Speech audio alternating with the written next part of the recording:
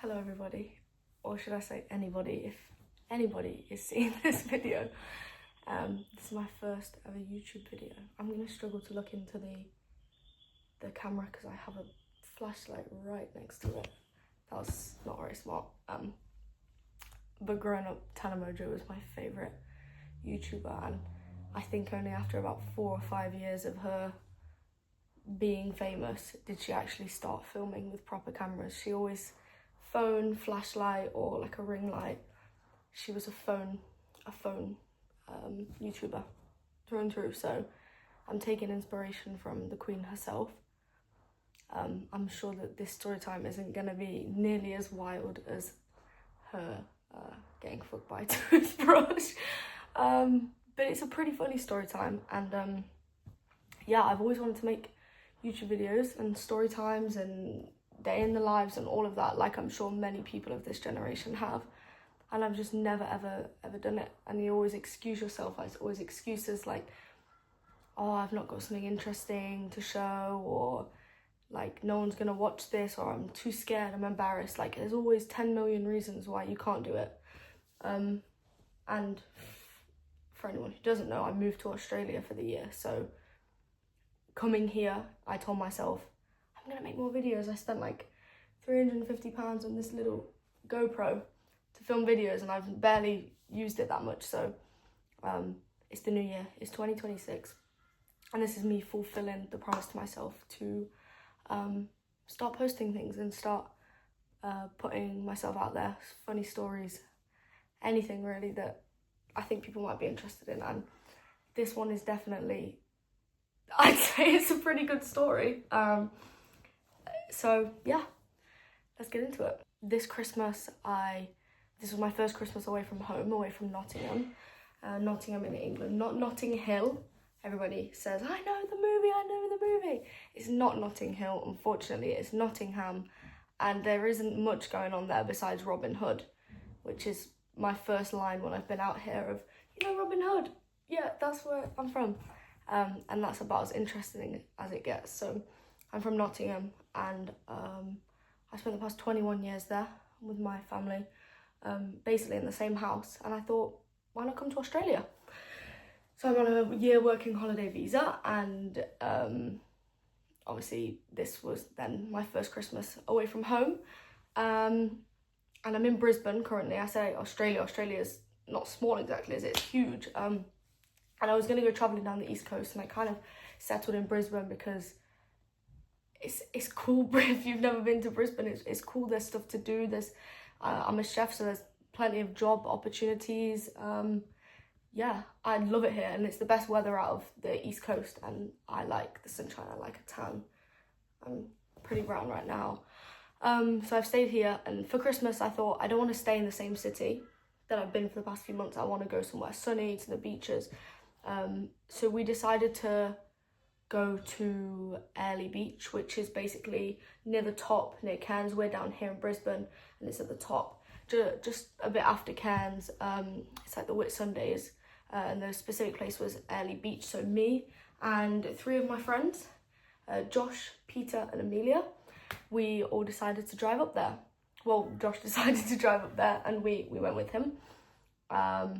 So we set off the journey. We had to drive from Brisbane to his house. Peter drove us to get him, which was an hour, and then from his up was another 13-14 hours, including like a 30-minute stop off to get some food. So it was a pretty long journey for someone from England. I'm not used to long journeys like that.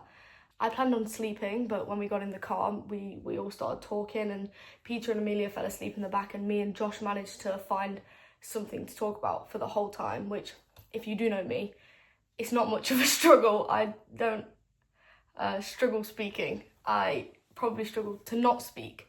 The only time I'm not speaking is when I'm sleeping, and I'm sure I probably even talk in my sleep. So we were talking most of the way. We were singing, dancing. I can put some little clips in. We were singing Pink Pony Club, that was cute. No, I'm not blind, just seeing it through. You take my life just for the thrill. I'll take and we had an amazing little drive up, big drive up. So yeah, that was the start. It all started off really well. Me and Josh didn't sleep. We got there around, I think, 5 p.m. So we were pretty tired. We grabbed something to eat and then we just went to bed. This was the 22nd. Obviously Christmas is on the 25th. So we woke up on the 23rd, feeling nice and refreshed, ready to go and kind of see Airlie, beach a little bit. The sun was shining, it was gorgeous. So we went and kept saying all day, this is paradise, this is beautiful. There was a huge playground we went on with like a massive slide.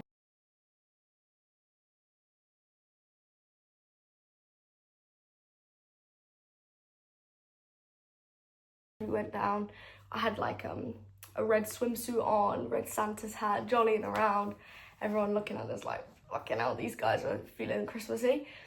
Yeah, and it was a gorgeous first day. And I think we went and got some dinner and we decided it would only be right to start the trip off with a bit of drinking. So there was a bar right next to ours, we drank in there for a while. I think it was trivia. I think we played trivia. If I remember correctly, we did amazing and we came last place. That's not a joke. We actually came last place, which wasn't surprising. So we decided, well, let's drink some more. So we had some shots, played some pool, and there was an Irish bar right near here. So perfect. You can always rely on an Irish bar to go into. It's always got the vibes. I think the 23rd was like, I think a Wednesday night maybe? Have I just made this up? Maybe it was like a Monday, Tuesday or Wednesday. It was like the start of the week. I can't actually remember, but it was the start of the week anyway. And I was like, it's probably not going to be that busy, but it was packed. The Irish bar was packed. People were dancing. They had a live DJ on. It was such good vibes. So it's about midnight at this point and we are like dancing and we are drunk. And we get one video from the whole night. We took a couple of photos and one video. And the one video is of me, Peter and Josh, me in the middle, these two here, dancing, bouncing to this one song. That video is going to be important later on. So just remember that. We ended up heading home about 2ish. We got some food and went to sleep. Woke up in the morning, not feeling so fresh, but had a really fun night. And Josh had already got up a bit before us, so he's kind of wandering around. He was like trying to get us all up and we're all like, no, leave us alone. And he gets back and he tells me, the first thing he says is, I can't find my car keys. And in my hungover, just woken up state, I'm thinking, oh, they're going to be somewhere. Like, you've just put them somewhere. You've thrown them in the bag. They're somewhere. It doesn't matter. So we get up, we go on a walk, we go get some coffee. And this is in the back of our mind. This is like not an issue. This is just we'll look for it later. We go on with the day. This is now Christmas Eve. So we're just feeling very happy, very, Christmassy. We must have gone down to the beach. I think we all went for a swim or something. We get back to the hostel room later on and now we're thinking, okay, right, let's just find these keys so they're just out of our brain. He looks through his bag where his wallet is and his phone and everything from last night. They're not there. But our stuff is everywhere, all on the floor, so they're going to be somewhere. So we're throwing our clothes around. I've looked through my bag, through his bag, through our bags from last night, all of our pockets, everywhere. They're not there. So at this point, we're thinking, okay, we might have dropped them somewhere. We were pretty drunk. So we go to housekeeping, we go to the hostel reception, not there. We're trying to retrace our steps from last night, asking a few people around, not there. So we do one final sweep of the room, just so we're certain they have definitely been lost. They're nowhere in the room. So this is where we realise this is probably a bit of an issue. So the Irish place doesn't open until 8 p.m. So we have to wait until 8 p.m. because that was basically the only bar we went into. So while we're sat waiting and we're talking, we're like, do we have any videos from last night? I wonder if we can see them in his pocket to know if he had them at a certain time or whatever. So we watch the video. I can play the video, but it's quite blurry, so I don't know if it'll be good, but we play the video, not thinking anything of it. In the video, the one I'm saying, we're bouncing, we're dancing, we're singing to the camera. the keys fall out of this man's pocket onto the floor, and we're all talking to each other. None of us realise, and someone else sees it, picks them up, and gives them back to him.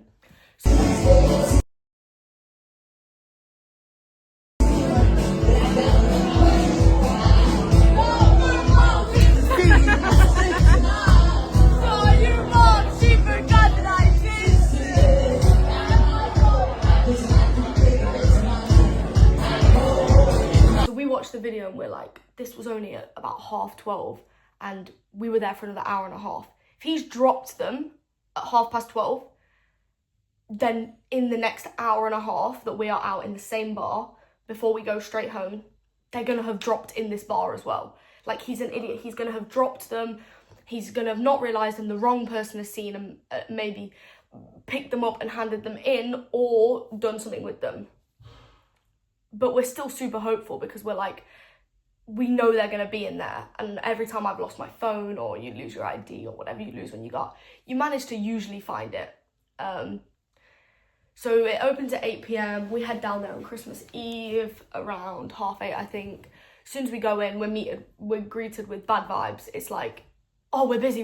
And we're saying, well, we've lost our car keys. Can you check for us? They go check in the back. Sorry, they're not here. Oh, fuck. Well, where the fuck are they then? So we say, can we see the CCTV? They say, you're going to have to go to the police. We can't just show it you. We're really busy. Come back. I'm thinking, it's Christmas Eve. How can we come back? You're closed for the next 2 days. So we leave, and at this point, I think we're a little bit disheartened, but we're thinking, like, they're going to show up somewhere. Like, they've definitely fallen out in this place. It's really close to the hostel. It's like a 1-minute walk. Somebody's going to have seen them. Like, we're hopeful. This is Christmas Eve at this point. We're super hopeful still. Did I mention it's Christmas Eve, by the way? We filed the police report. We called the station. They've not got them, but we put the report in anyway. And we go about with the rest of Christmas Eve. We end up going and doing some karaoke. We sang a beautiful rendition of Mistletoe, which Peter was recording the whole thing. He's coming up close. He's getting all the angles. We're singing to the camera. It's a great video that he didn't press record on. I just had to get that one in there because I still think that was the worst thing to happen. Well, I say that, but it probably sounded really bad. So maybe it was a blessing. Maybe that was the best thing, but I really wanted to see the video back. So yeah, that was Christmas Eve. We ordered the karaoke, went to bed again. Christmas Day comes around. It's Amelia's birthday. It's Christmas Day. It's like my first Christmas in the sun. It's all of our first Christmases away from our families. We're like we're still high in spirits at this point. We're like excited. We go to the beach. We all sprayed our hair red. We had red hairspray, so we've all got red hairspray, red bikinis on, red swimming trunks, Santa's hats, everything. Yeah, we went for a swim. We played Monopoly, which took about 4 hours, and me and Peter drew. So that took up a lot of our Christmas Day. We had music playing. We were playing rugby. I cooked some steaks. It was like exactly what you would dream an Australian Christmas to be. It was wonderful, really, and around such good people.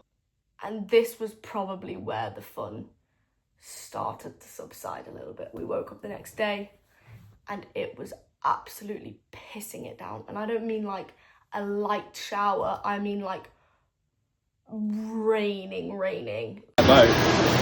Like, you walk from your room to the reception and you're drenched. Like, it was raining heavily. So we were thinking, well, like, we don't really know what to do here. The main attraction in Airlie Beach is the beach, which, not to mention, you can't even swim in the sea because of the stingrays and because of the jellyfish. So it's basically just the pool, volleyball, outdoor sports. Like, it's all outdoor things in the sun. There's no sun. So we were a bit like, I don't know what to do. And there's a gorgeous place called Hamilton Island, not far from Airlie. So me and Josh were like, we're going to catch the ferry over there and spend the day there. The ferry was like almost $300 for us both there and back, which is crazy because, like, ferries are fucking $10. The one in Brisbane, obviously, is not across a a massive ocean that's just down the river, but it's like 50 cents. So for it to be, I think it was like $70 each per way, which is just crazy. But we're here. Hamilton Island, if you aren't familiar, is like a massive honeymoon spot. It's like gorgeous. It's got the big resorts, beautiful pools, restaurant, bar, everything, and everyone rides around like little golf buggies. Ooh, just had a bit of a stutter there. And we thought, let's go. So we went. It was raining, but we were pretty high in spirits. Like, we just thought it was funny. We were kind of wandering around. We went and played some arcade games. We went and had this like halloumi, and then a harissa chicken flatbread. I had a pina colada because I'm on holiday. And then it started really raining and everyone had to get out the pool. So we jumped in the pool. Then, we had to get the last ferry back, which we almost missed. So as we're waiting for the shuttle bus, we're like, we're gonna miss this. We asked the couple, they gave us a ride on the golf buggy. It was raining, like speeding through all these puddles. We made the most of the day at Hamilton Island. Came back, I don't think we did much that night. We weren't really too energetic. We were thinking like we had a busy day the next day, so we'll go to bed. So all of us went to bed and woke up for the boat the next day. We had an overnight boat, which was absolutely awesome. Like we got there, we went snorkeling all throughout the day, riding on the sea. The boat's like bouncing up and down. You all sleep downstairs on the bottom deck. The next morning we went to Whitehaven Beach. We saw stingrays and little lemon sharks right up close. And the view is like no other. Like the water you're seeing is the bluest you've ever seen. The sand is, I think they said it was 98% silica, so it's almost completely pure sand. So soft, and the colour is amazing. The whole thing is just like picturesque. We got some awesome pictures as well, so that was beautiful. And then, yeah, that was an overnight stay. The next day comes, we did more snorkeling. We got to jump off of the boat. Ready? One, two, three. Then we came home, and this is when we really had to lock in because we still hadn't got the car keys. And this is the 28th, and we were supposed to be leaving on the 29th at around like 2 a.m. to get there, to get back in good timing. And at this point, so yes, this is the 29th. We're meant to go, this is the 28th, sorry, we're meant to go back on the 29th. We have the 30th to chill. Then New Year's Eve, we were all going out. And then on the 1st, we all had a festival planned. We'd all got tickets to a festival. So we get back, we're calling up locksmiths, we're trying to sort the key thing out. No locksmith will do it. There's one 2 hours away who will do it, but he wants $1,500, which we told him to get fucked. We're not paying $1,500. So we're a bit screwed at this point. We only have one option, and that is to mail the keys, his spare set, up from Brisbane. But if you haven't gathered already, it's Christmas time, and they're not going to get there for a bit. So we decided to mail them up, I think on the 28th, and they were supposed to get there by the 31st. This is on express delivery still, but they meant to get there on the 31st. Amelia and Peter are saying, like, we don't want to wait, we've got to pay for accommodation, for food, all of this. We just want to go home, so we're going to buy a flight. So those two bought a flight for, I think, $300 each, and I was like, I'm going to stay here with Josh. I had to cancel my shift for work on the 31st, but we were like, fuck it, like, I'll just stay with you, we'll make the most of it. We stuck it out till the 31st. We just I think we went out a little bit. We found this resort, this beautiful resort near where we were at the hostel. Swam there, we got some nice margaritas, like just made the most of it as much as we could, with it still raining the whole time and like cloudy weather. But we were just, it was what it was. I think we were a bit bummed by this point. We were all pretty tired, ready to come back, but there wasn't much we could do. The 31st rolls around, and we've kind of accepted that we're going to miss New Year's because the keys aren't going to get there until like later on, but it is what it is. And we checked the tracking on the morning, and it now is telling us that the keys won't be there until the 2nd of January, which is a problem because I've got work on the 1st of January, and obviously it's like public holiday pay. I need to be there, and we've got to pay for another 2 nights accommodation, you know, food, everything. It's like just not the news we wanted to hear. And Airlie Beach, no offense, but is a bit of a ghost town. It's not where I want to be fucking spending New Year's Eve. So now we're in a bit of a pickle because we've waited it out, but I can't really wait it out any longer because I've got to be back home to work. So I had to buy a flight home. I went to the airport. Someone we met nicely drove me to the airport. And I came home, and poor Josh was stranded all on his own in Airlie Beach now. He did make some friends, which he spent New Year's with. I came back and I slept my way through New Year's. I'm in Brisbane. I should have gone and seen the fireworks. I actually could hear them from my house, but I was so tired from all of this. I laid in bed and I was like, I'll get up. And I just, next thing I remember is waking up the next morning for work. And then Josh finally got the keys. I'm filming this on, I think it's the 5th now, 4th or the 5th. He is home. He did make it back in one piece. But it was a long journey. He was like 5 days late home. And obviously everyone came home separately. And then the icing on the cake was, because of all of this, we all sold our festival tickets, so we didn't get to go. And if you know anything about selling festival tickets, those ticket companies love to take a cut of your money. Because you're reselling, you have to sell them for cheaper anyway, because no one's going to buy them for more. So I ended up making only like half back from my ticket. So did everyone else. And we didn't even get to go. And we had some really cool artists there. I really wanted to see Kid Cudi on New Year's Day. So instead, New Year's Eve for me was sleep. And New Year's Day was work. Which wasn't how it was planned, but life doesn't, go how it's planned. I'm sure a couple of years ago I wouldn't have thought I would spend a Christmas in Australia or even move to Australia on my own for that fact. So life isn't a straight line. It's a curvy line. Life is not straightforward, but that's my story of Christmas.